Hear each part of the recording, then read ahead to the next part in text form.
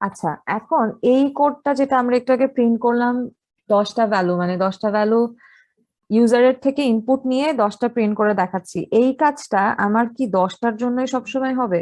এটা তো 100টার জন্য হতে পারে, 1000 জন্য হতে পারে, আরো অনেক বড় হতে পারে, তাই না?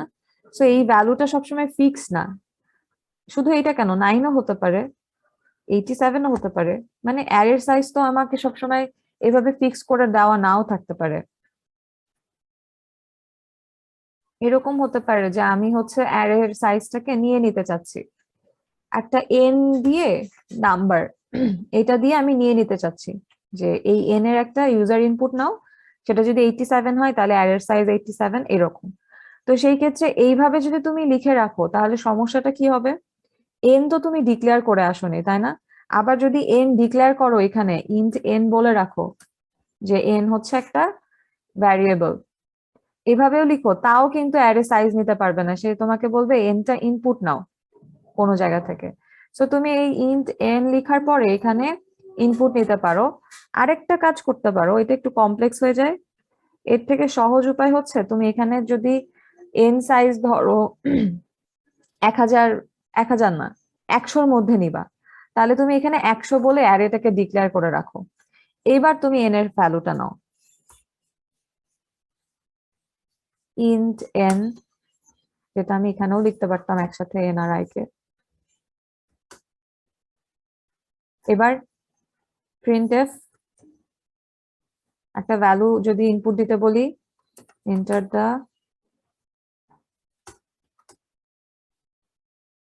ভ্যালু অফ এন বললাম, এবং এখানে স্ক্যানএফ এ percentage d ampersand N, N এর ভ্যালুটা সে ইনপুট নিবে। এন এর যে ভ্যালুটা ইনপুট নিবে সেই অনুযায়ী আমাকে কাজ করতে হবে, তাই না? তখন কি আর 9 নিতে পারবো আমি লুপে? পারবো না। আমার 0 থেকে এন এর এক ঘর কম হবে, কারণ সাইজ যদি হয় 10 অ্যারের, তাহলে হয় হচ্ছে 0 থেকে 9 পর্যন্ত, তার মানে কি এক ঘর কম। আবার 20 যদি সাইজ হয় অ্যারের, তাহলে ইন্ডেক্স হয় 0 থেকে 19 পর্যন্ত, তার মানে আমি লিখতে পারি 20-এর থেকে কম, 10-এর থেকে কম বা ছোট।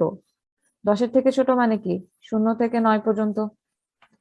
তো এখানে আমি যদি বলি এন এর থেকে ছোট, তাহলে কি লিখবো?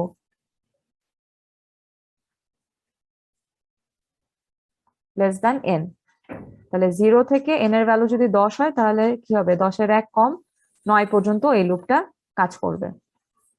সিমিলারলি এখানেও এন এর ভ্যালু দিয়ে দিতে হবে। সো ফর এক্সাম্পল এখন রান করে দেখি।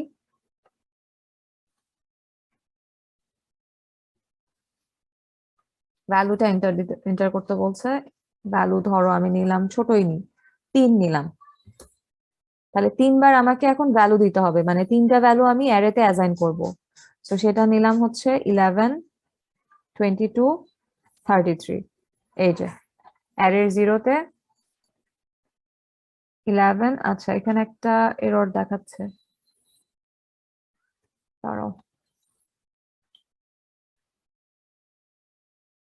যেটা হয়েছে এই যে এখানে ইকুয়াল টু দিয়ে রাখছি, ইকুয়াল টুতে কি হচ্ছে, এই ইকুয়াল টুর জন্য সে 0 থেকে প্রিন্ট করছে কত ভ্যালু দিচ্ছ তুমি এখানে। ইন্টারেস্টিং এটা খুবই।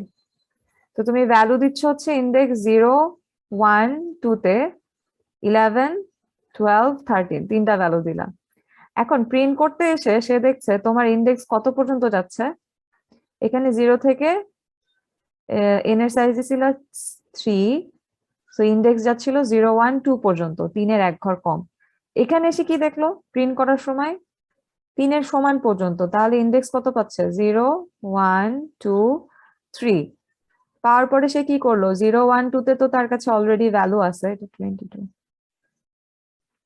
22, 33, কিন্তু 3 নাম্বার ইন্ডেক্সের জন্য সে এখন কি করবে, তার কাছে তো এটা কিছু নাই। কি করবে, সে একটা গার্বেজ ভ্যালু বসিয়েছিল 127।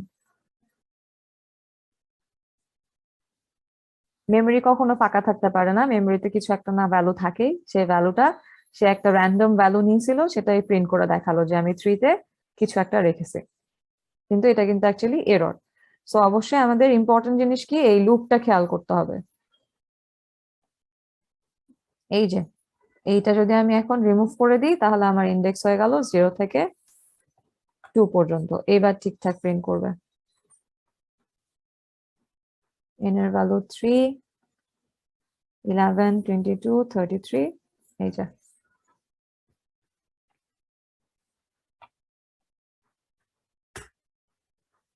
তো কিভাবে ইনপুট নিচ্ছি আমি সেটা দেখলাম। আমি সাইজটাও ইউজার থেকে ইনপুট নিতে পারি, আবার অ্যারের যে ভ্যালু গুলা থাকে সেগুলোও আমি ইউজার থেকে ইনপুট নিতে পারি, আবার প্রিন্ট করে কিভাবে দেখাতে হয় সেটাও করতে পারি। এই বেসিক কাজগুলো আমার শেষ। বাসায় যেগুলো প্র্যাকটিস করবা তার মধ্যে একটা জিনিস আমি দেখাই দিই।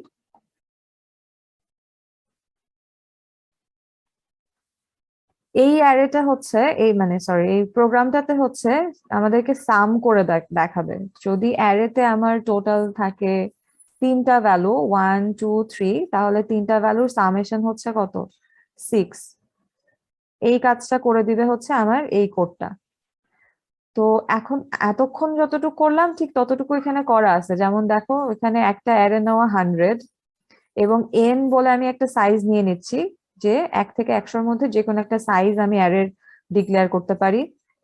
তারপরে এলিমেন্ট নিব অ্যারের input.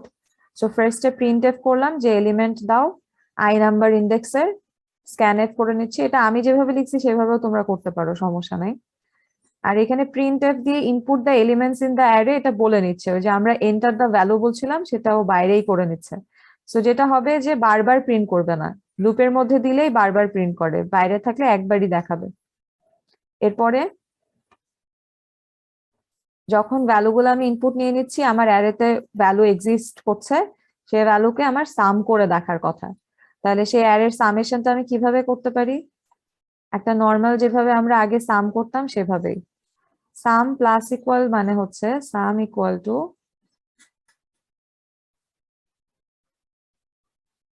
Some plus A I.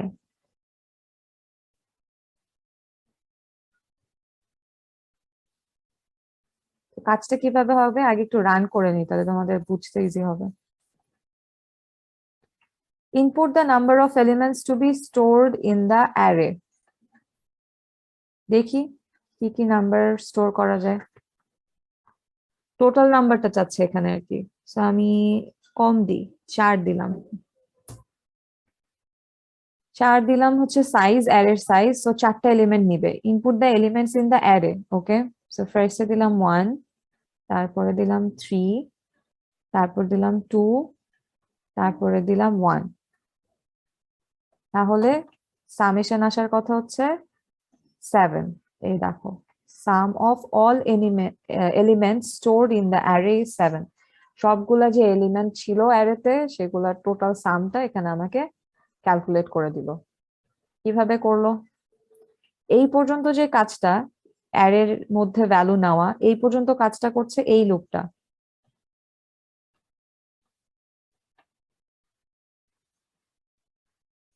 এই লুপ হচ্ছে তোমাকে এই 4টা ভ্যালু নিয়ে দিল। এখন তুমি যখন সাম করবা তোমাকে অবশ্যই একটা লুপ ইউজ করতেই হবে, নাহলে তুমি এই 4টা এলিমেন্ট একসাথে কিভাবে পাবা। এবং সামের কাজটা কি বারবারই করতে হবে। তুমি আলাদা আলাদা ভাবে sum equal to sum plus AI, আবার sum equal to sum plus A0, A1 এভাবে করতে পারতা। লুপ ইউজ করেও করতে পারো, অবশ্যই আমরা লুপ ইউজ করে করব। সো যখন এই লুপটা স্টার্ট হবে তখন i এর ভ্যালু 0। তাহলে সামের ভ্যালু কি করি আমরা, অলওয়েজ একটা ইনিশিয়ালি 0 ভ্যালু দিয়ে রাখি। যদি 0 দিয়ে ইনিশিয়ালাইজ না করি, এই যে এই কাজটা যদি না করো, তাহলে তোমার কি প্রবলেম হবে, একটা গার্বেজ ভ্যালু দেখাবে সে সামের মধ্যে দেখা যাবে। এটা অনেকেই ল্যাবে প্রবলেম হতো অনেকেরই, এইরকম একটা বড় ভ্যালু রেখে দেবে সে মেমোরিতে। তখন তুমি যখন সাম করবা তোমাকে এই গার্বেজ ভ্যালুটা শো করবে, যেটা অ্যাকচুয়ালি রং আউটপুট। সো আমাকে অবশ্যই সামকে 0 দিয়ে ইনিশিয়ালাইজ করতে হবে। তাহলে এই যে সাম এখানে 0, প্লাস এআই, এআই বলতে এখন আই এর ভ্যালু কত, 0, A0 তে কত আছে, 1, 0 প্লাস 1 হয়ে সামের ভ্যালু এখন হলো 1। এখন সামের ভ্যালু তো 1 পেলাম, আই এর ভ্যালু কি হবে, আবার এখানে এসে ইনক্রিমেন্ট হবে। সো আই এর ভ্যালু ছিল কত, 1, সরি আই এর ভ্যালু ছিল 0, সো 0 প্লাস 1, এখানে আই এর ভ্যালু হবে 1, এবং চেক করে দেখবে আই কি এন এর থেকে ছোট কিনা, এন কত 4, 1 কি 4 এর থেকে ছোট কিনা, হ্যাঁ ছোট, কন্ডিশন ট্রু হলে লুপের মধ্যে আসবে, এসে সামের ভ্যালু এখন আছে 1, এই যে 1, আর এ আই হচ্ছে এ এখন ভ্যালু কত 1, তাহলে A1 এ কত ভ্যালু দেখি তো 3, তাহলে 3 আসবে এখানে অ্যাকচুয়ালি ভ্যালুটা, তাহলে 3 আর 1 যোগ হয়ে এখানে সামের ভ্যালুটা আসবে 4। তারপরে আই ইনক্রিমেন্ট হবে, আই এতক্ষণ ছিল 1, 1 প্লাস 1 এটা হয়ে যাবে 2, 2 4 এর থেকে ছোট, এখানে ভ্যালু আসবে 2, সামের ভ্যালু এখন কত 4, A2 তে কত আছে ভ্যালু 2, তাহলে 4 প্লাস 2 হয়ে 6 আসবে, সামে এখন 6 থাকলো। আয়ের ভ্যালু আবার বাড়বে, হয়ে যাবে 3, 3 4 এর থেকে ছোট, A3 মানে হচ্ছে 1, সামে এখন আছে 6, 6 আর 1 যোগ হয়ে সামের ভ্যালু হবে 7, এই হচ্ছে আমার লাস্ট ভ্যালু। কারণ কি বলতো, এখন এই আয়ের ভ্যালু যখন 4 হবে এসে কন্ডিশন দেখবে ফলস, 4 কি 4 এর থেকে ছোট না, তখন লুপটা ব্রেক করবে, এবং লুপ যখন ব্রেক করবে খেয়াল করে দেখো সামের ভ্যালুটা কত থেকে গেল লাস্টে 7, তাহলে আমাকে যখন এই সামটা প্রিন্ট করে দেখাবে sum of all elements stored in the array is, এই যে সামের ভ্যালু, তাহলে লুপ থেকে বের হওয়ার সময় সামের ভ্যালুটা ছিল 7, তার মানে আমাকে 7 প্রিন্ট করে দেখাবে। এইভাবে সামেশনের কাজ হয়। বাসায় মাল্টিপ্লিকেশন, ডিভিশন এগুলোও ট্রাই করে দেখো, একটা অ্যারে নিয়ে, একটা 1D অ্যারের অনেক এক্সাম্পল ইন্টারনেটে পাবা, সেগুলো প্র্যাকটিস করে দেখো, কারণ নেক্সট দিন অনলাইন থাকবে।